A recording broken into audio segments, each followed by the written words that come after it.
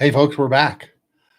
It's Thursday night, bar night, where we can talk all things aviation. Again, I hope you'll join me. A lot going on, a lot of things to talk about. The strikes in Iran are still being discussed, and the intelligence. And I want to mention to you something that I have a friend of mine whose parents live in Esfahan, Iran, and have lived there for many, many years. And they now have had a visit from their son.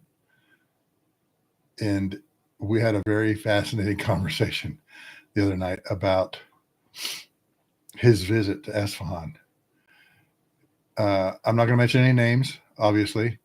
He was there for 2 weeks and came home the week before the Israelis opened their air campaign. So let's talk about some stuff. Excuse me. And the chat is open, and I'm open to any questions. I mentioned to you guys Tuesday night. Have questions, and if I have the answer to them, let's talk about them. But let me spend a few moments talking to you about this phone call I had with my friend who is Iranian.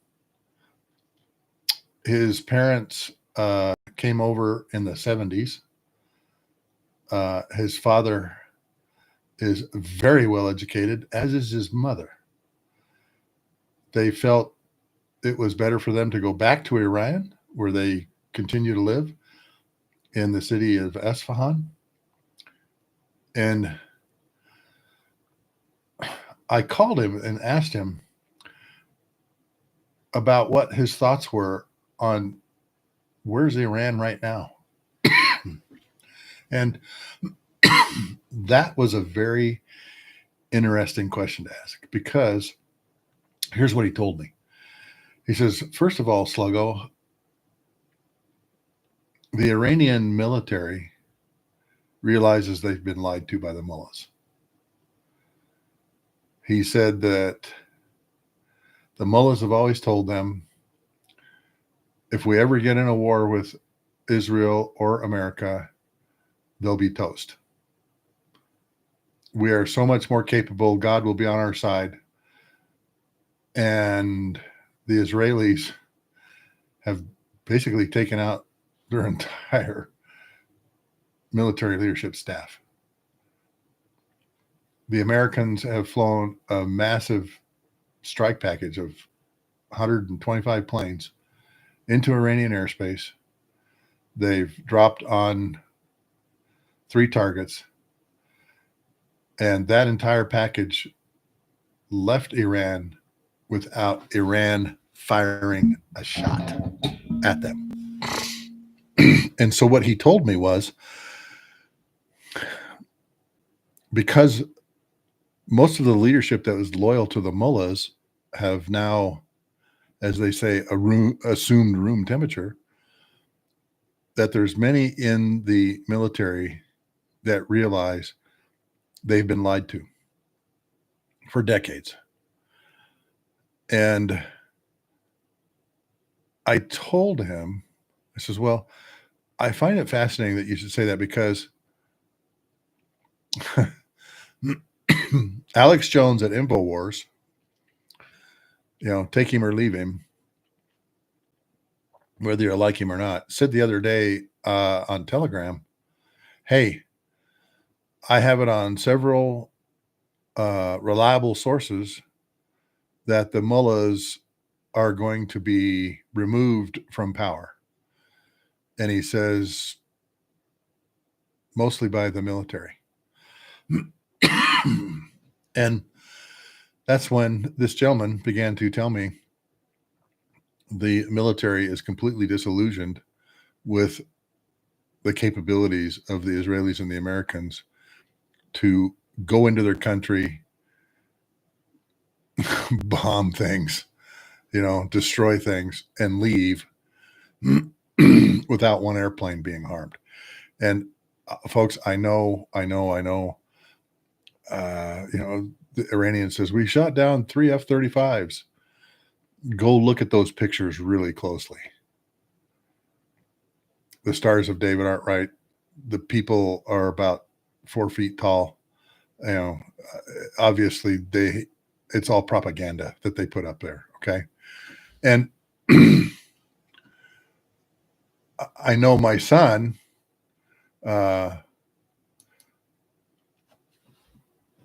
texted me. He goes, Dad, how in the world could the Iranians shoot down an Israeli F-35? And I says, propaganda, son. There's no way. Those airplanes are running around Iran with impunity. Didn't happen. Did not happen. And oops. I'm going to put something in the chat here. Hello to all of you. Welcome back to the Thursday edition of Bar Night. Anyway, even he was going, Dad, how could they possibly do this? Well, they can't. They just can't, son. And now the rest of the world can see we can pretty much run around wherever we need to.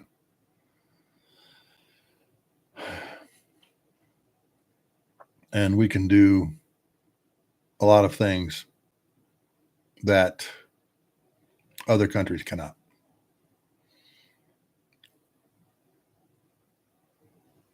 And folks, it all takes tankers. We've always said, what our mantra is: nobody kicks ass without tanker gas. Nobody. And we've proven that. We've proven that we can pretty much go anywhere, any location on the face of the planet within 36 hours and do what we need to do. And understand, it isn't always dropping bombs. We've done a lot of humanitarian operations with the United States military, particularly Air Mobility Command, and their ability to take everything from visqueen, sheet plastic, and lumber to the Philippines to create housing for victims of a typhoon, to moving a 9-year-old girl, the only American survivor of a Korean Air 747 plane crash, and bring her to the States. And all of those involve tankers. But back to what my friend was telling me. He mentioned to me and he told me, look, there's 2 groups of people in Iran right now that are fed up with what's going on with the mullahs. And he confirmed, hey, the mullahs have a iron boot that they rule with and can be very brutal with their judicial system and everything. But the population is pretty much done with them because they know they've been lied to now. Israeli strike packages and American Air Force, Navy strike packages, Tomahawk land attack missiles went across their country with impunity.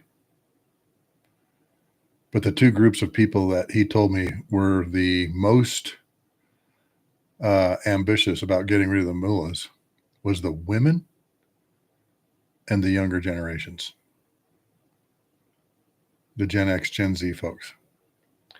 And I asked him why, and he says, the little bit that they do get of news from around the world, they are saying and telling them and showing them, hey, we actually do live better in the United States. and they see our way of life, and that's what they want. That's what they want. And they realize that with the mullahs in place, that's not going to happen. So who knows, in a couple weeks, in a couple months, I don't know. But we may see some big changes in Iran. So we may see some big changes in Iran. And it's going to start at a grassroots level. Greetings, Jason. Glad to have you back, Jason. It's going to start at a grassroots level. And these people want freedom. And who wouldn't? Who wouldn't? This older gentleman, friend of mine, F-4 pilot from Iran, was in jail for a long time when the mullahs took over. Hey, Tommy, welcome. If you guys have questions, go ahead, chat them in there and let's talk. Okay. But that's kind of my opening statement, folks. We're seeing people wanting freedom from these oppressive governments. Mick Jam, welcome back. All's well here. It's just bloody hot in Utah today. It's like 92 degrees. And I am someone who very much tries to stay apolitical on my YouTube channel. Excuse me. I go to great lengths to not wear my politics on my sleeve. Those of you who've watched here before notice that there's a picture of my good friend Rush here in the background. I will tell you straight up, I'm an independent and have been for many years, because I believe that there is corruption on both sides in our own government. And I think the Doge team has shown that. So that's what my political leanings are. I grew up in the LDS church, Mormon church, and still am a practicing member of the Mormon church. So I've always been very conservative, but was a lifelong Republican until about 9 years ago, about 12 years ago. And I went independent conservative. Anyway, yeah, Jason, hot where you're at, huh? Jason, where are you at? Just so I know. Lonnie Berry. Greetings, my good friend Lonnie. You ask a great question, Lonnie. And folks, yeah, Alabama's cooking. Yeah, but you got great barbecue in Alabama. Mick Jam, I'm the same as you are. Lonnie asks a great question. Lonnie Berry and I have known, how many decades have you and I known each other? So what's the end game in Iran going to be? Does the Crown Prince return? The last half of that question, does the Crown Prince return? I don't know, Lonnie. I really don't. But I will tell you one thing, Lonnie, and I want all of you guys to understand this. The YouTube Shorts guy. I appreciate that, North guy. I taught campaign planning for 3 years. And in those 3 years, one of the things that I learned is we go to great lengths before we go into a war. And I'm going to caveat this. with a pretty clear idea in our minds of what the end game is going to be. When you're doing campaign planning, Lonnie, you have to start there. What is the end goal or goals of us getting involved in Iran? Under the Bush campaign and their national security strategy that was published in November 2002, regime change was, in fact, part of our national security strategy. And you know what? I haven't read Trump's national security strategy if he's got a new one.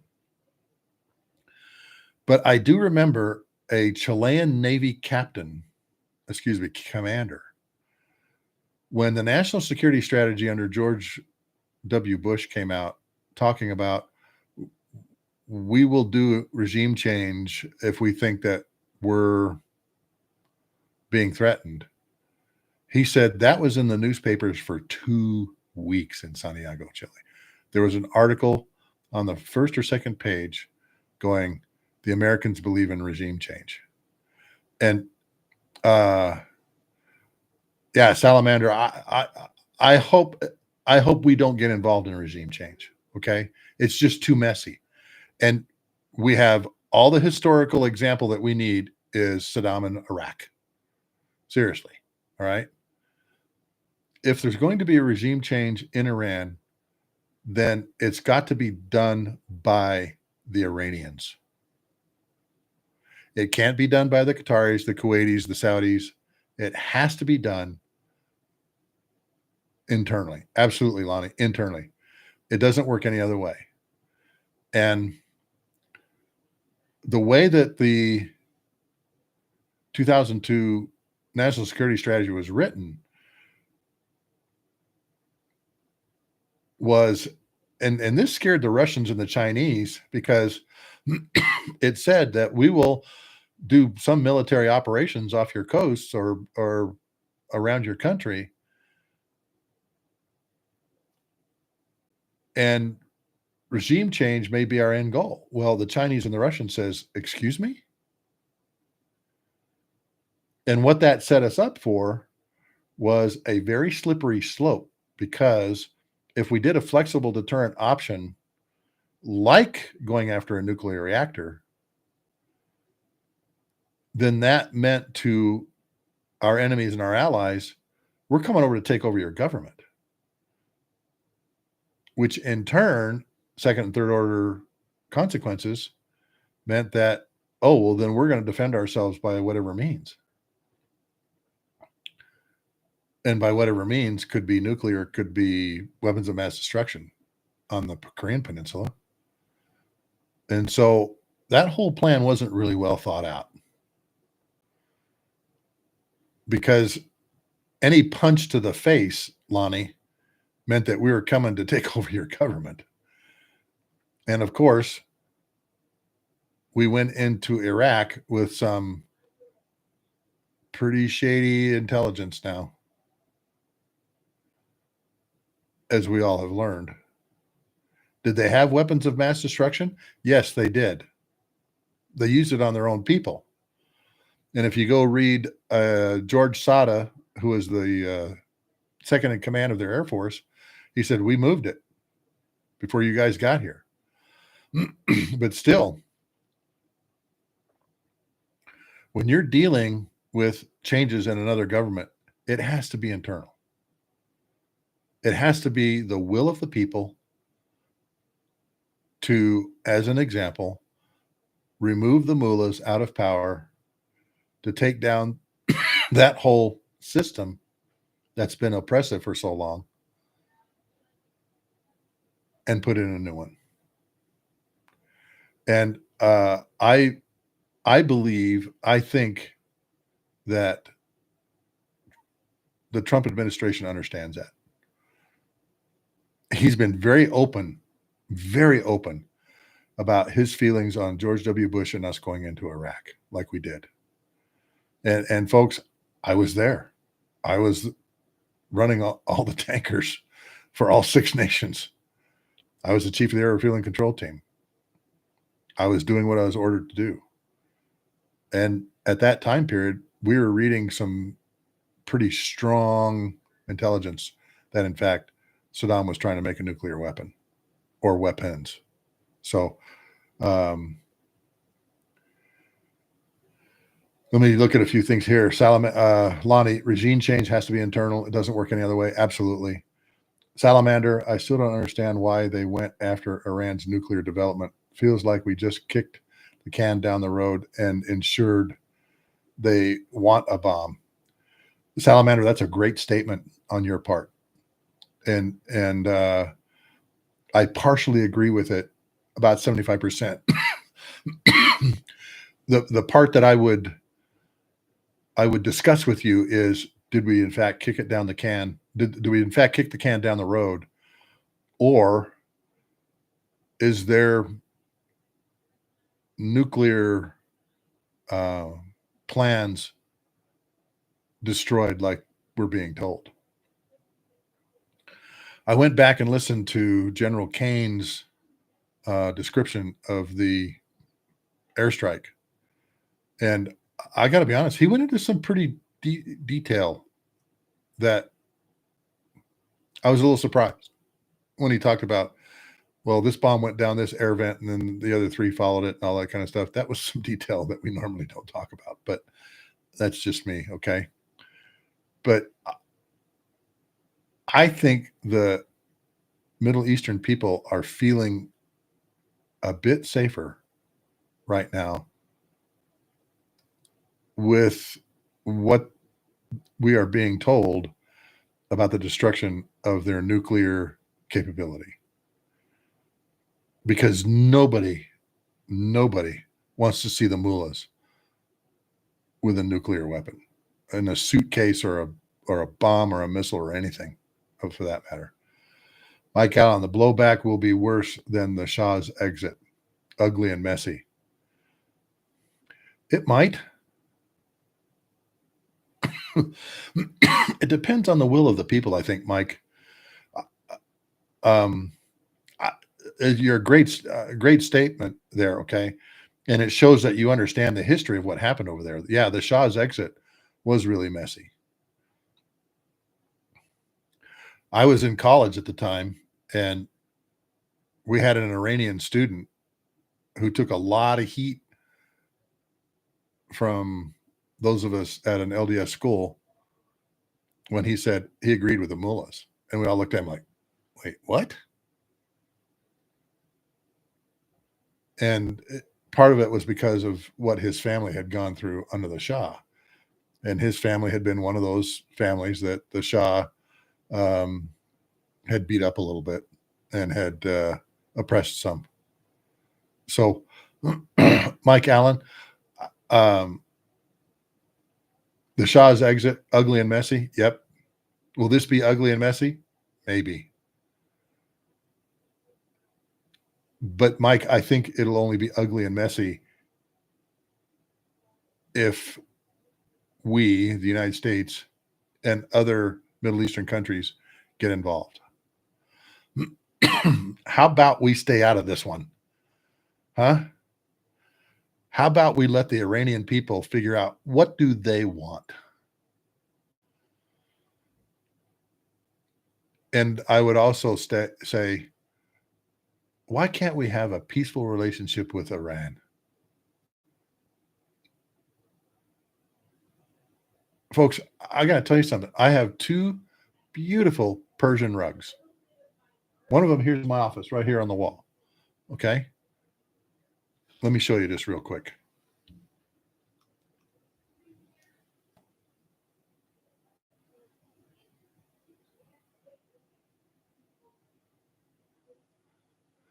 That's a Persian rug that I brought home. That is from a town called Nain. And folks, I will tell you, people that come into sorry, trying to get this thing back up here. I will tell you, people come into my office and they see that and they go, what a piece of art. And it's true. I have another one that's even more ornate than that one. It has 1,400 knots per square inch. and it's got pink in it, which is really unusual in a carpet. I want to go to Nain. I want to go to Esfahan. I want to go see these places that are in our Old Testament and have so much history behind them. I'd love to go to Tehran. I would love to have open relations and good diplomatic, informational, military, and economic relations dime with Iran. I got corrected the other day. It's not Iran. You're not ranning anywhere. It's Iran. I would love that, folks. I've flown all over there. Turkey, Saudi Arabia, Qatar. Am I saying that right? Qatar, Kuwait. With all the rich history of Persepolis and the Persian Empire in the old world, I would love to see these places. Do you think they would ever let me in that country now? No. Heavens no.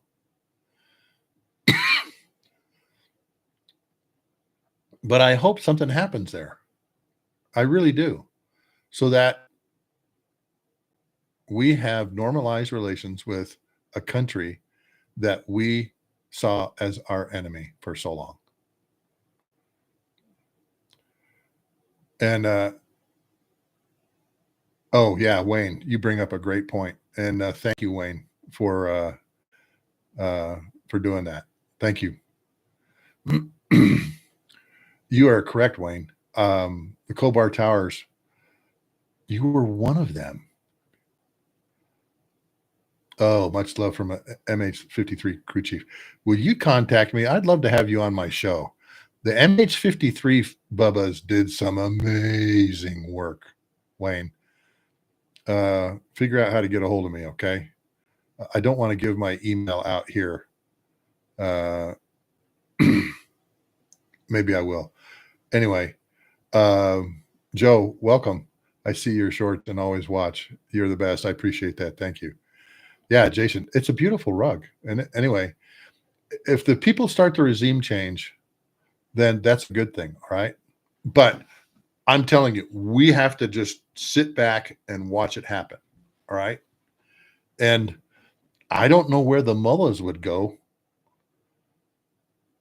And frankly, I don't care where they go, just as long as the Iranian people are free to do the things that they want to do and live like the rest of us live. Okay. Yeah, Jason, exactly. It used to be a huge tourist destination. Okay. You know, I mean, and like I said, there's so much history of the Persian Empire throughout the Middle East. And the architecture and everything over there is just absolutely gorgeous. From Incirlik Air Base, I don't know if you guys know this, guys and gals know this. From Incirlik Air Base, you can drive about 30 minutes to a town called Mersin. And during the Roman Empire, it was like going to Key West, Florida. And there is still a stone tower that you can swim out to. It's only about 50, 60 meters offshore. That used to be a battlement that they would protect the harbor. And see, you know what, people, they always ask me, Mark, what was the best thing about flying all over the world? I said, obviously seeing the sights that I saw. But you know what I enjoyed the most? The food. The food. I loved 4 cheese pizzas in Italy, quattro formaggi pizza. I loved going to noodle houses when we lived in Okinawa, Japan. And I mean, that's just part of culture. And being able to enjoy going to those cultures. I realize, folks, I'm not talking a lot about aviation here, but I've got some strong feelings about us getting involved in regime change in Iran. And back to somebody's point up here, hey, what did the airstrike really do? I think the airstrike destroyed a lot more than we're being let on. And General Kane's briefing that he gave showing one of these GBU 57s being tested, to me, is pretty good proof that those weapons did exactly what they're advertised to do. So, folks, we'll see what happens. All right. I cannot predict the future. I don't know anybody that can, but I hope that I will be able to go in and out of Iran, just like my good friend did a couple weeks ago with his parents. Walk along the streets there, enjoy some Iranian food, and sit and talk with the people there, and absolutely go to some of these carpet souks shops and see these incredible pieces of artwork that these men and women create over there that they put on their floors. The one I have on my wall is not very big. The one that I have rolled up, the Isfahan Naksha, folks, it's a 10 by 14 and is absolutely stunning when you roll it out. I paid $900 for it, brought it home, and we're getting ready to move. And hi, Michelle, welcome back. We're getting ready to move, so I thought, I better find out how much this thing is really worth, and so that insurance will cover it right. Bought it for $900, had it appraised at $10,000. He says, I can put this in my shop right now. I can hang this up, sell it tomorrow for $10,000 easy. So I've kept it because it's too beautiful. Anyway. Yes, Michelle, I said, come on. I have one from my dad, okay, about Ukraine tanks. Is that something you might know about? Yeah, actually, I would know about the tanks. Go ahead and ask your question. I'm interested to see what your question is. Jason, going places, seeing the sights is good. Trying the local culture and food is what makes the trip great. Absolutely. Yeah, Wayne, the shock damage is what I'm interested in. And here's another thing that I think, Wayne. I think over the next little while, somebody in Iran is going to have the proof of what really happened to those three places, particularly Fordow. And those pictures, because everybody's got an iPhone or everybody's got some type of mobile phone now that has a camera in it that has the ability to do streaming video and take just absolutely phenomenal digital pictures. And if they can get into the place, I think we're going to find out here soon what kind of damage we really caused to that. Did we blow the doors off the place? I mean, did we really collapse everything that was underneath that mountain? The administration is pretty sure that they did. I want all of you to go look up and read the description of what we call measurement intelligence. Measurement intelligence. MASINT. Measurement and signatures intelligence. Because, Michelle, a tank has a measurement and signals obviously coming from it when people are talking. But have any of you stood by a tank that was going by, like down a street or out somewhere, and felt the rumble under your feet? Is that a signature? That may be different for tanks that are a T-90 tank that has the reactive armor on it. Yeah.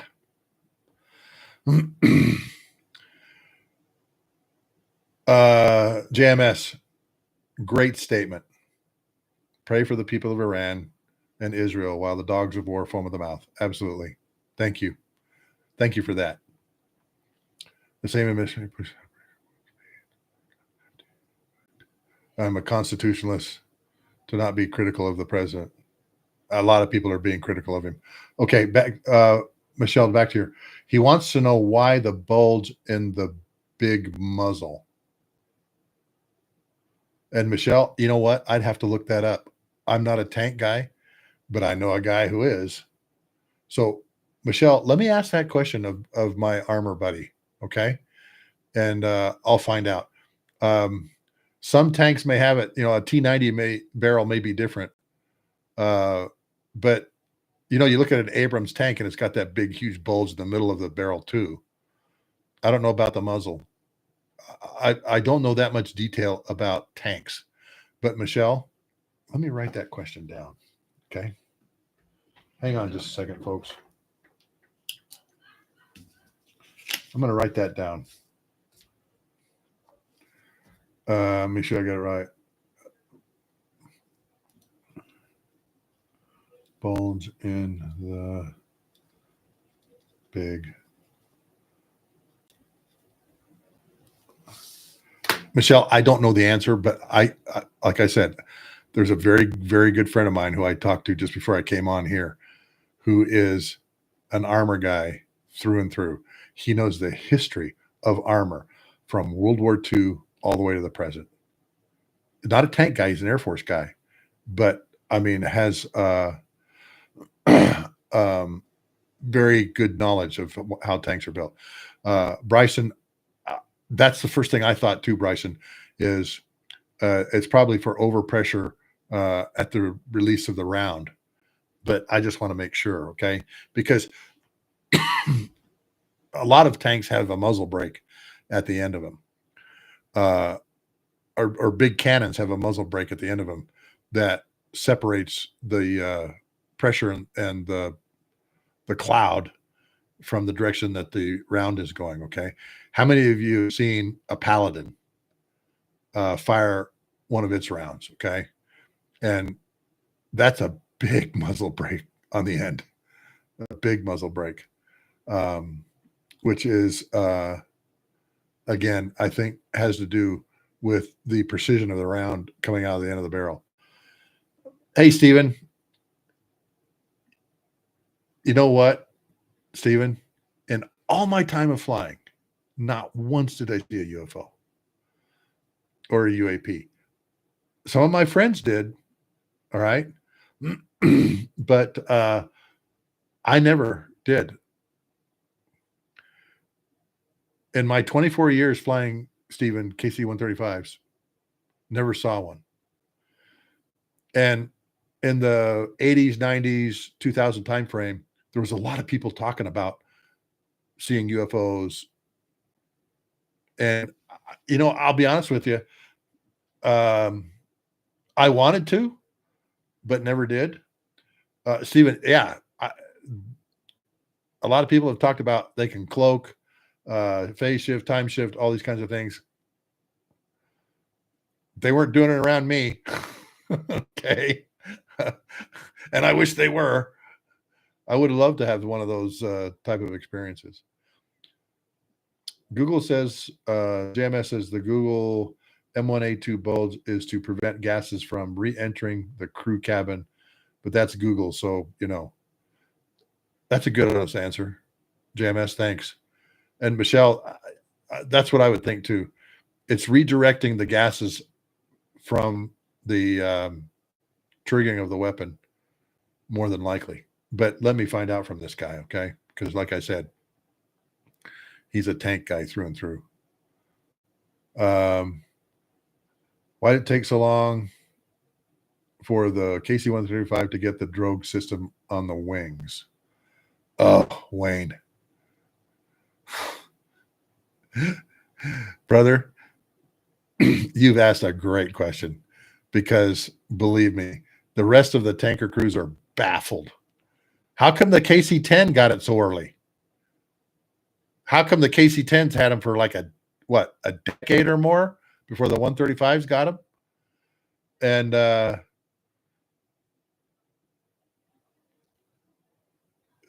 here's the thing with the 135. They're reluctant to put more money into the 135, even though the 135 is going to be around for at least 20 more years. With the way the KC-46 program is going, the 135s are going to continue soldiering on. Again, Michelle, I'll have to find out why it's in the middle.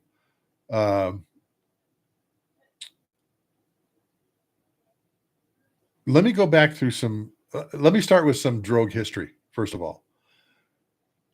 Many of you know that the Century Series fighters, the F-100, the F-101, the F-105, F-104, the 102, as far as I know, was not air refuelable. The 106 was, but they had both systems. Take, for instance, the F-105. The F-105 had a receptacle on basically the nose, but also had a probe just to the right of it. Curtis LeMay is the reason that it took so long to get the drogue systems on the airplanes. And here's the event that caused him to do that. Early on, since 1934, we've had a drogue type of system. The real drogue that we have now came about in the 50s by Flight Refueling Limited, now called Cobham. So they did a test to say and see how long would it take to fill up a B-47 with a drogue. Well, you can only pump 1,000 pounds a minute through the drogue. It took 110 minutes to fill the KC or to fill the B-47 from another B-47 that had one of these hose rum drill reel systems in it, drogue systems in it. And of course, Curtis LeMay says that dog don't hunt.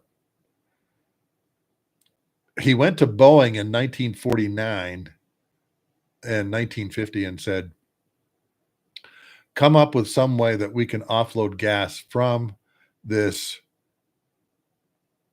jet tanker that we're trying to create into the B-52 that doesn't do it at 1,000 pounds a minute, that does it at way much more. So Boeing was given the task to create what we now have as the flying boom. Now, other companies now have that flying boom, but originally Boeing owned the patent for that. And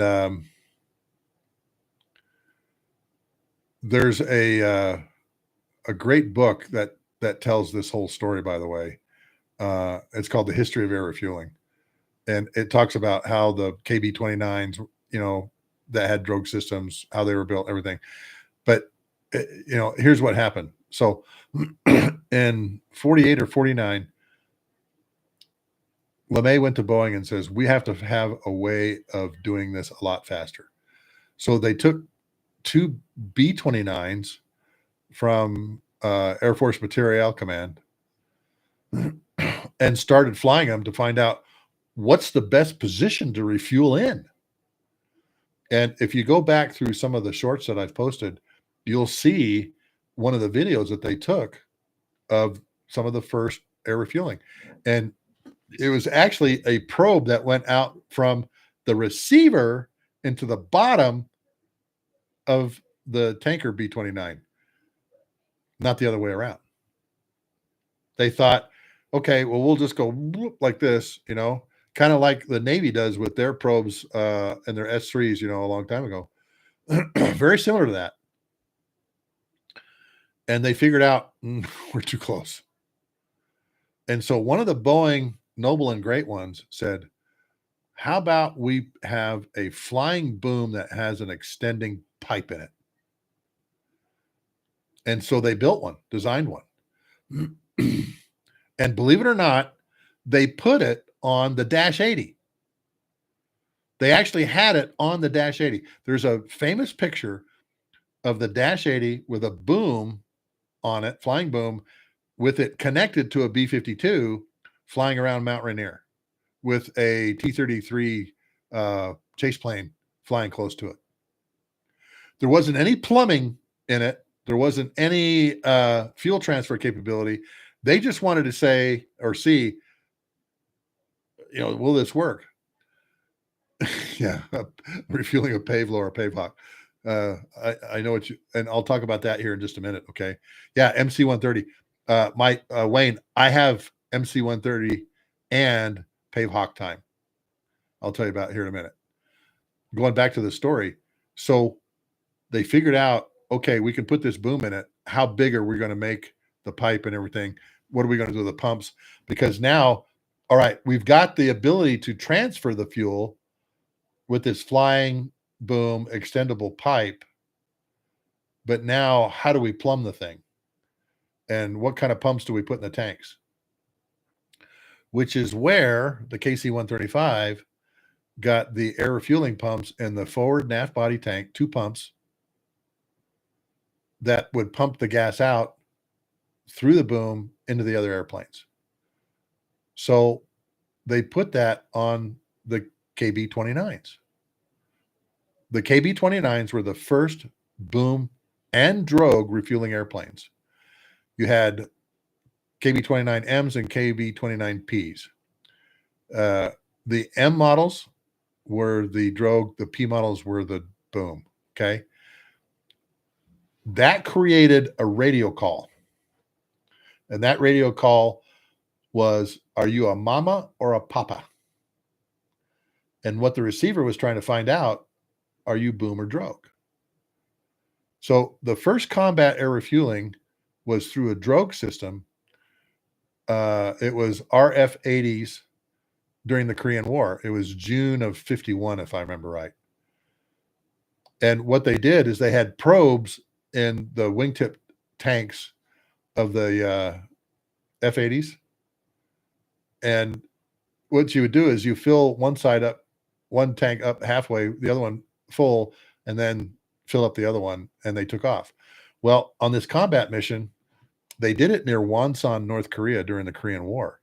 So they basically reset their 400-mile range near Wonsan. So it proved, in combat, hey, we can do this. Well, a little while later, they're called RF-35, 45 tornadoes. And there's a famous picture of a B-29 refueling those. Now, the KB-97, the KC-97 Stratocruiser was already on the drawing boards, and they were starting to move that way. Problem was, it did not have drogue system, and the engines on the KC-97s could not be burned or passed through the tanks into the jets because it was 2 different types of fuel. So they had these great big huge tanks down the center of the KC-97s.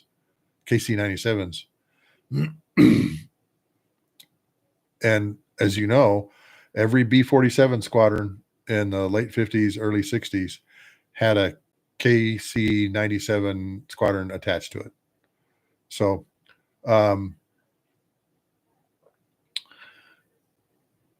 so the drogue system was kind of shot down by LeMay because he needed to be able to put more gas faster into the B-47s and subsequently the B-52s. So the KC-135, we can pump 6,000 pounds a minute through the boom. So do a little bit of math here. That means a B-52 out of Diego Garcia, our first refueling with it was 80,000 pounds at 6,000 pounds a minute. My biggest offload of my entire Air Force career was to a B-52 that was, we hooked up with an overhead Guam. It was on its way to an exercise called Pitch Black in Australia. And that offload was 103,500 pounds. We were hooked up for 22 minutes. You couldn't do that with the drogue system. Oh, and the other thing with the drogue is the type of drogues that they were using were getting tore up because the airplanes were going faster. And they were only able to pump 1,000 pounds a minute through the hose. So the bombers couldn't use it. Now, I caveat that with, of course, the Brits stayed with the probe and drogue system. And all of you have seen the Black Buck missions where the Victor tankers are refueling the their bombers, their Vulcan bombers. And that took a long time to pass all that gas, particularly during the Falklands War. There was some really, really interesting air refueling planning and execution that went on during the Falklands War for the Black Buck missions that the Vulcans were doing. Anyway, I hope that answers your drogue question. Okay. The Navy went with probe and drogue simply because it saves a lot of weight. The receptacles are heavy and take up a lot of room. And in the Air Force's airplanes, they could afford doing that. So that's why they went that way. Wayne, I have been on a Pave Hawk at night, me wearing night vision goggles, refueling off of an MC-130 off the coast of Okinawa. The air refueling area was called Shark Rock, and it was one of the most amazing things I've ever seen. See the Pave Hawk probe go way out and in front of the blades and refuel at 3,000 feet over the water. Amazing stuff. See, Gathering of Eagles shows a great scene of mid-air refueling. Yeah. Off-topic question for later if you have time. What do you think of the new bug-sized drones China announced? The drones are getting out of control. Filter Troll. A lot of us saw this coming back when UAVs began. Go look at what Anduril is doing with these things. The company Anduril and their CEO, shoot, what's his name? You know what I'm talking about. There's some great video on YouTube about 60 Minutes did a great interview with him recently. Did you see the AI controlled autonomous wingman, the collaborative combat aircraft? And you knew it was just time before that happened. And you know what? I'll tell you something. One of the programs that I worked on when I was at Rockwell Collins was for the Army scout airplane or scout helicopters to be able to control smaller drones. And I think it was like 6 of them, so that you had one person flying the scout helicopter and one person sitting at a panel controlling the drones. Well, now guess what? You have fighter jet sized drones made by Anduril that are AI driven and can be a collaborative combat wingman for F-22, F-35, F-15E, F-15EX, where they can go into a battlefield with their sensors and collaborate with each other. Okay, I got this target. All right, I'll take that one over here. Okay, I got this one up here. I'll take this SAM site down here. And prioritize it all, within nanoseconds. So imagine this.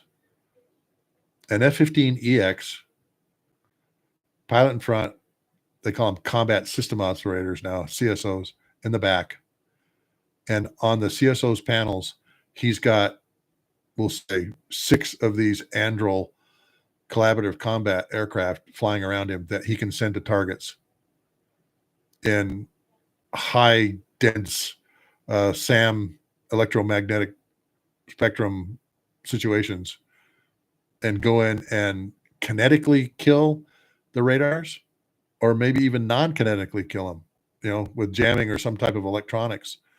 Or the belly of the thing opens up and all kinds of little drones come out like the Imperial probe droid, and they go all over everywhere looking for Luke Skywalker and all of his friends to destroy him. Filter Troll, does that answer your question? I mean, think about that, folks. Think about the Iranian attacks the attacks on Israel by Iran. You have a F-15E Strike Eagle and 6 wingmen that are all non-piloted, AI-driven fighter jets that can cruise with the Strike Eagle, that they can send to various targets and do what they need to do. And also think about the fact that they're not as expensive as an F-35. They may be smarter than an F-35. They may carry as many weapons as an F-35, particularly if it's carrying small diameter bombs,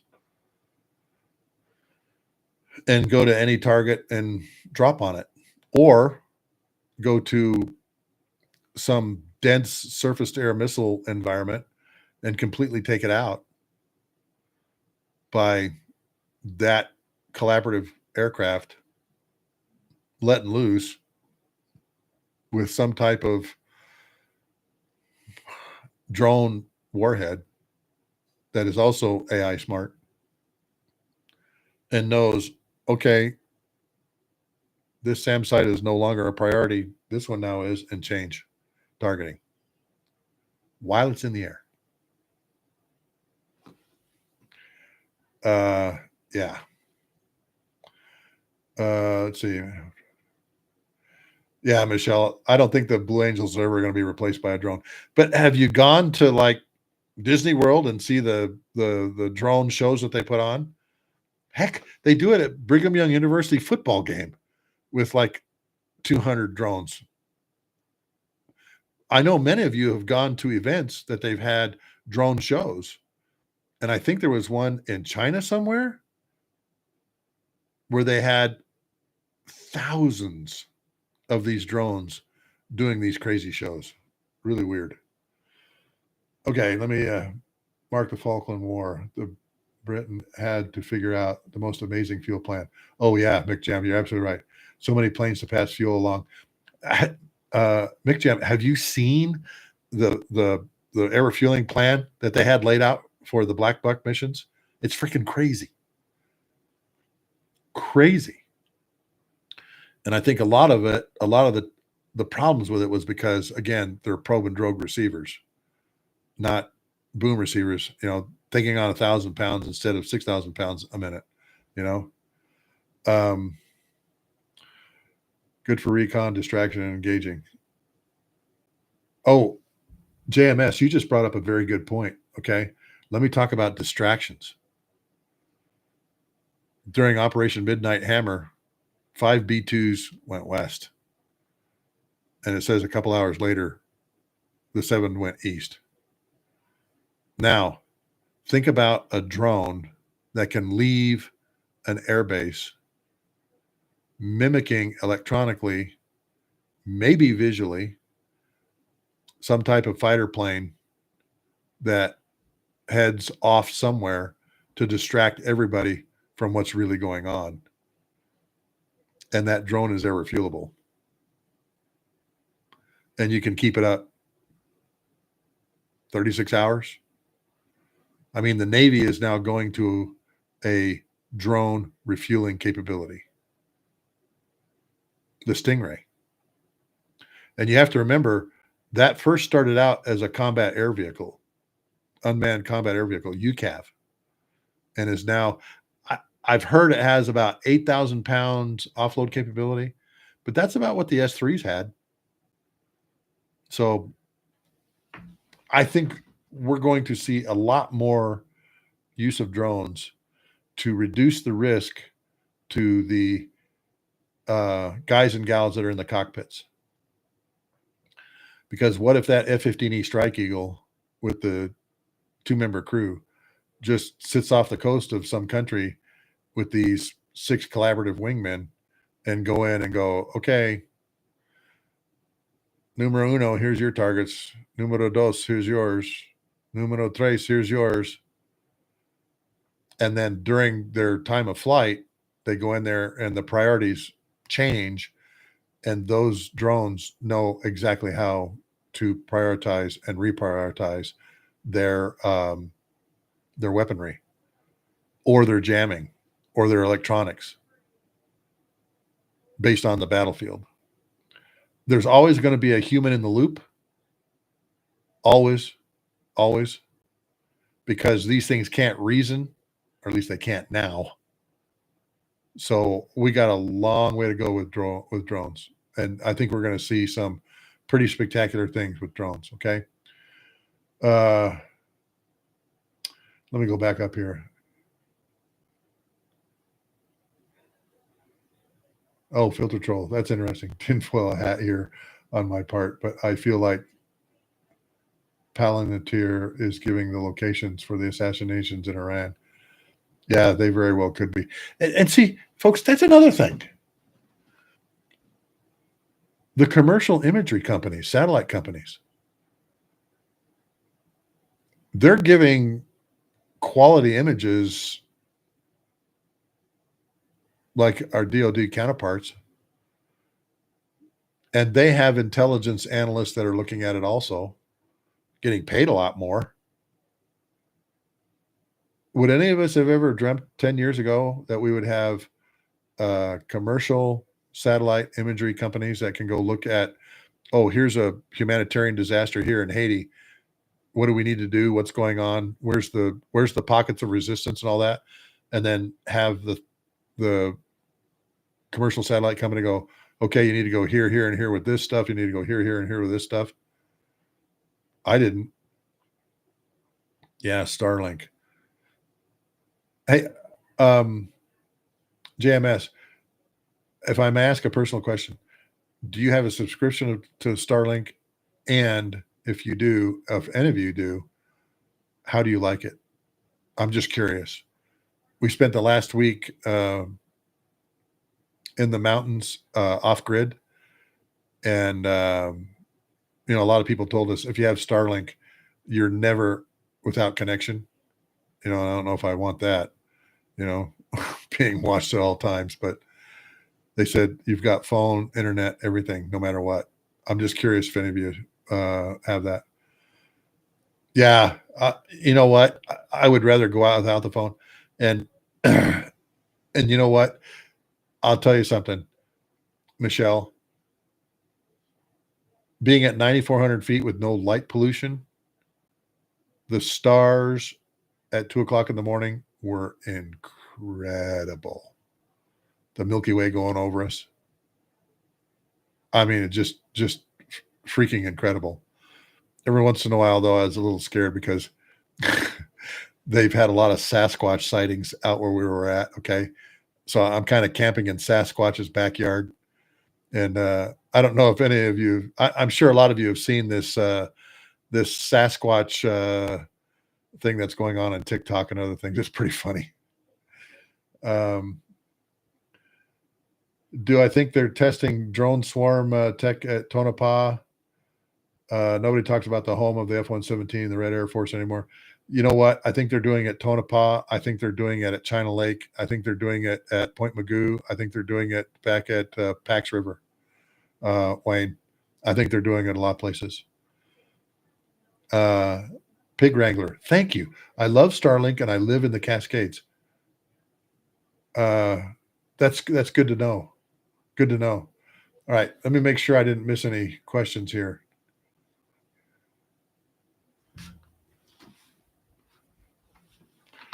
I'm just going to go back real quick and take a look.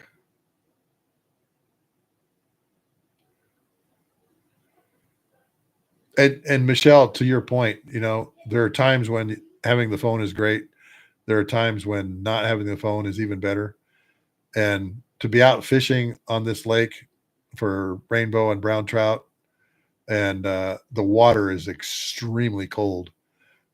Even though some of my family members got in the water and actually went under, you don't go under for very long. But it's just a beautiful place. My family has been going to this.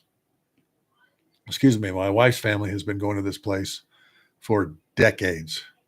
And my brother-in-law actually owns a camping company, so it's a tax write-off for him. And we all roll up in his tents and his sleeping bags and everything and just have a great time. And I think at one point we had 47 people up there, counting all the grandkids and now great grandkids. All right.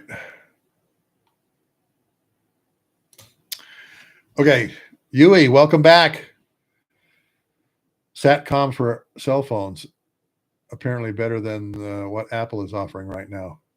Well, and Yui, to your point, I've heard that Elon Musk is going to have a very competitive cell phone here pretty soon too. It'll be interesting to see. It'll be interesting to see what comes of that, because I'm all for competition. You know, uh, yeah. Filter troll. I love your comment there. Jack Link's beef jerky is what comes to mind, laughing out loud. Yeah, the Sasquatch commercials. Those were really funny commercials, weren't they? Those were great commercials. But folks, go. I think it's on TikTok and probably on Instagram. Uh, I can't remember who the person is or what their page is, but they have these Sasquatch interactions, and they've got like their selfie stick and are recording them doing things, and some of it's pretty hilarious. All right. I'm in Florida. JMS, I'm in Florida. There are a few places that aren't light polluted. Oh, humidity limits visibility. I didn't think of that, JMS. Thanks. And of course, yeah, you're right, JMS. There's commercial testing for them too. Oh, here's a question for all of you. Do you ever see a time where the airlines are completely unmanned vehicles, except for like the flight attendants in the back? I don't know. I've had a lot of people ask me about that. Mark, do you ever think there'll be an airliner uh, that's a that's remotely controlled from the ground? Um, yeah, filter troll. I'm like you. I said the same thing. No, I don't ever see a time for that. Too many things can go wrong. I mean, who flies the airplane if the engine conks out? I wouldn't fly in an airplane with no pilot. Yeah, same here. Okay, pig wrangler. I lived in for 20 years and seen everyone but Bigfoot. I've lived in the Pacific Northwest forest for 20 years and seen everyone but Bigfoot. Yeah, same here. Uh, yeah, Yui, the remote controlled F4s, they've been around. They're out of it. I don't think they have any F4s left. I think they're using F-16s now, F-16As and Bs. Now. So,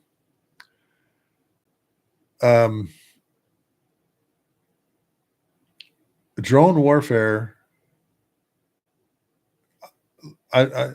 Let's not just say drone warfare. Drones, both under surface, surface, and above surface. I think there's unlimited applications for that now. They're doing rescues, to pig wranglers, Pacific Northwest forests. They send drones out to help find people that have lost their way on trails. I mean, just all kinds of crazy things you can do. Yeah, can't find DB Cooper though, can we? Drones are, in fact, like you said, a game changer. And I watched this 60 Minutes with the Anduril CEO, Palmer Luckey. That's his name. And it was very fascinating, particularly the segment where they showed the collaborative combat vehicle and didn't talk a whole lot about what it could do. But those of us who have been in the military and have been around the block we have a lot of ideas on how that thing works. Because, like I said, an F-15E Strike Eagle takes off out of Seymour Johnson, or better yet, somewhere in the Gulf with 6 collaborative wingmen and go out and do their thing. All AI driven, reprioritize the mission as well as the weaponry, the sensors, the electronics, based on the battlefield situation. That changes constantly. Or better yet, how about some type of battle out over the ocean, like during the Pacific campaign during World War II? And now you have F-18 Super Hornets with 6 collaborative wingmen that can be sent out all over and refueled, and what they can do in, say, a Taiwan scenario. There's a lot to the imagination of using drones now. Yep, JMS, you're absolutely right. Eagles are still undefeated.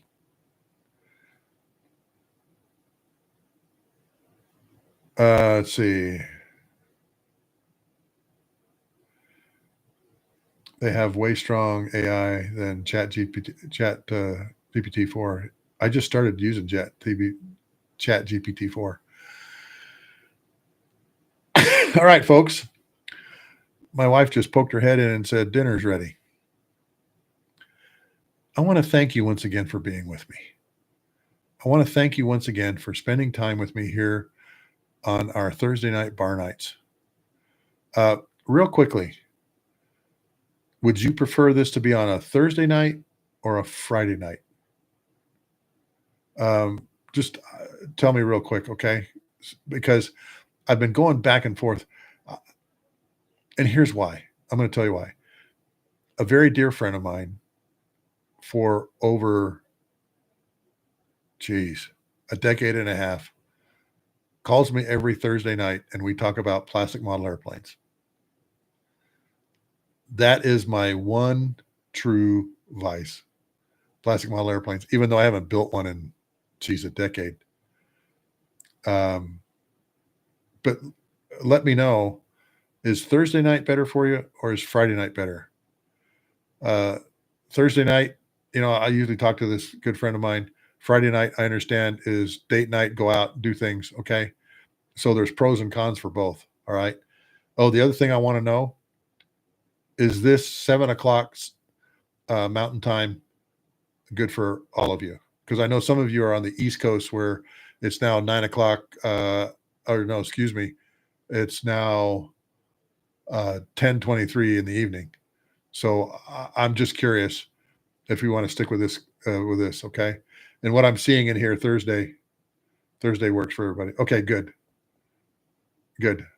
Oh, Tommy, you know how many Hobby Lobbies I've been in? But you know what? We have a great model store here not too far from the house, and I'll go in there and spend time looking at all the new kits. And man, the new plastic model airplane kits are just fabulous. And you have all your Tamiya kits, and fortunately, I have a very dear friend that works at Tamiya, and so I get all their new quarter scale, 48 scale airplane kits when they come out. But you know what? There's a company that a while back, their kits weren't so good, but now they're really nice. And that's Airfix, an English company. And of course, you have Edward, who makes fabulous kits. Their P-51B kit is just incredible. Anyway, I'm getting off on plastic model airplanes here. But folks, that's how I learned about aviation. That's how I learned about flying. I built thousands of plastic model airplanes during my childhood. And now, of course, you see, above me, I draw them, and all of them have a story behind it. And did I tell you guys on Tuesday that I was going to make an announcement about something that my wife and my son are doing? I better talk to her first before I say anything, okay?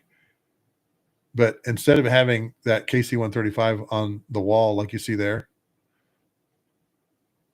what if you could wear it on a shirt? Coming soon. Please go join the All Ranks Club. Those that join at the designated driver and the by the bar get those stickers that I showed you last week or last Tuesday, excuse me, and we'll get actually Zoom meeting time with me, and some of it will be individual as well as Q&A like we do tonight. Or you can go to my last episode and my Venmo. If you just want to, drop a few dollars in the tank, you can do it that way. And didn't know about Super Chat or YouTube Super Chat or whatever you called it until I was talking to you guys Tuesday night. And again, hit the like button and subscribe to my YouTube page, please. And again, Wayne, yeah, Norton and March Air Force Base, spent a lot of time there. Jason, yes. Can you put the links in the description on the next stream? Yeah, I sure can. Why didn't I think of that?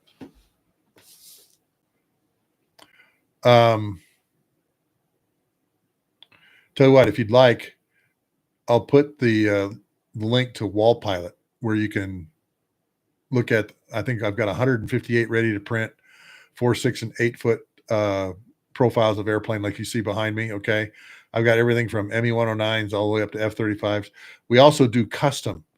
If there's a custom one you want, if there's some favorite airplane of yours, for example, a Strike Eagle from Lakenheath, from the Bolars, with a particular weapons load on it, we can do that for you. All right. F4s from Vietnam, same thing. Just did a F4 for Chuck de Bellevue, the 6 MiG kill ace of the Vietnam War. Met him at Airlift Tanker Association last year. Absolutely wonderful, wonderful gentleman, and just had a great time talking to him. I interviewed him for the show, my Lessons from the Cockpit show. Finally got to shake his hand and just stand there with him. Funny guy, great to talk to, very open about the stuff that he does. And he's working with some company that came to Airlift Tanker Association. And here's the crazy thing. I was taking some of these young airmen up to him and introducing him. And here's what one of them said: "Sir, I had to memorize your name and your exploits when I was at the academy." But he didn't know who he was. He'd never seen him before, and he got to shake his hand, which was really cool. Okay. Yeah, Yui, I have all 3 of those F-35 kits from Tamiya, and they are outstanding. Okay, let me just real quick put in here the Wall Pilot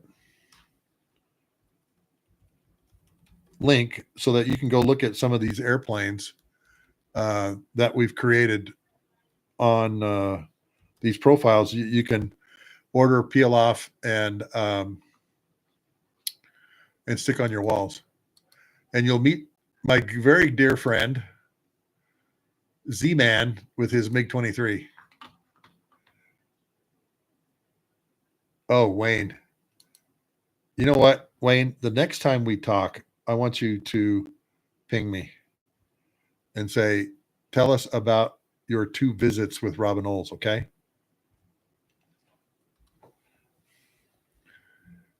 That man was a national treasure. I'm talking Robin Olds. I learned more in a 3-hour telephone conversation with him about leading in combat, being a leader, what you do as a leader, than any seminar, any school other than the weapons school that I'd ever been to in the United States Air Force. 3 hours with him on the phone. I took 11 pages of notes. I had a full up legal pad in front of me, and spent 3 hours with him on the phone. Just an absolutely amazing, amazing guy. And I only had 2 questions for him, Huey. I asked him, tell me about Operation Bolo from front to back and the Tai Nguyen steel mill raid and any other things that you want to talk about. And he said, okay, Captain, do you have something to write with? And I said, sir, I've got a brand new legal pad and 2 pens here next to me. He goes, okay, here we go. 3 hours. And then my second meeting with him was at the United States Air Force Museum at Dayton when he came there to speak on their speaking tour. And they always said, they told me, they said the first place he always goes is to his airplane that's got the 2 MiG kills on it. So I just stood there, and sure enough, within 5 minutes, he walked in the building and shut up. And I said, I'm that young captain who called you when I was going through squadron officer school. And we talked for about another 30 minutes. Just an absolutely, absolutely amazing, amazing guy. And I didn't meet Paul Tibbets, but I've got the opportunity to meet, his grandson. So anyway, also my book, Tanker Pilot, Lessons from the Cockpit. Please get a hold of me, those of you that want the softback version with the color pictures. All right. Okay. I met JMS. I met Chuck Yeager at Edwards Air Force Base. He was there speaking, and we were there doing air refueling, and another amazing gentleman. Okay. Very full of himself, very confident, but still an amazing guy. Okay. All right. In the chat,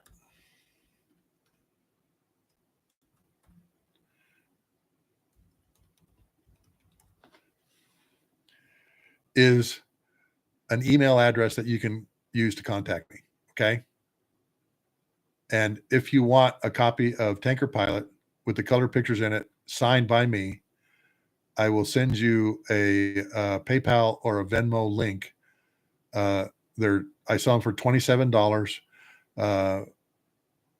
to cover the book and postage and handling. I'll put a personal note in it and send it back to you. And again, all of the proceeds go to the Airlift Tanker Association Heritage Committee. And what we do is we travel to shows. I'll be at Oshkosh. Those of you that are anywhere near Oshkosh, please come find me at the Candy Bomber Foundation booth. That it will be in Hangar D. The Berlin Airlift C-54 will also be there. Okay. But there is my email address, sluggo357@gmail.com. Please don't abuse that. Don't trash my, but those of you that want the book, just email me and send me your address, and I can get one of these things off to you. Okay.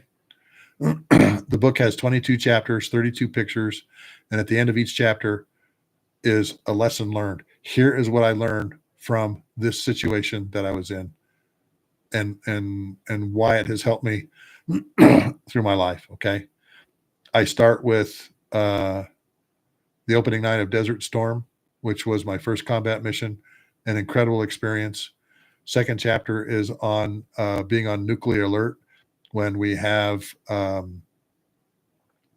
Russian submarines and their cruise missiles that are 15 minutes away.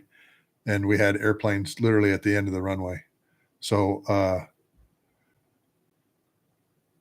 that's how you get a hold of me, folks. Thank you once again for giving me the super chat money, I believe is what it's called. I appreciate that. Thank you very much. Thank you for being here with me tonight. It's a pleasure to be with all of you. And again, anytime we do this, folks, I'm going to do it Tuesday night, 7 o'clock Mountain Time, and we'll stay with Thursday night because everybody said Thursday night works better for us. So that's what we'll stay with. Okay. Unless I'm out of town, Thursday night, Tuesday night, Thursday night, 7 o'clock Mountain Time. Let's do this. Okay. My email's in there. Wall Pilot link is in there. 158 ready to print right now. Or if you want, we can do a custom. I'm coming. Hang on. And pretty soon, folks, shirts. And if you come to Oshkosh, you'll see me wearing a couple of them. We found a great way to do this. Great way to do this. Yeah, Filter Troll. She's patient sometimes. And Michelle, that's not a knock to women. It's just she knows when I get talking like this that I can't shut up. JMS, thanks. And again, folks, that is an email that I use and would enjoy hearing from you, particularly if you want a book.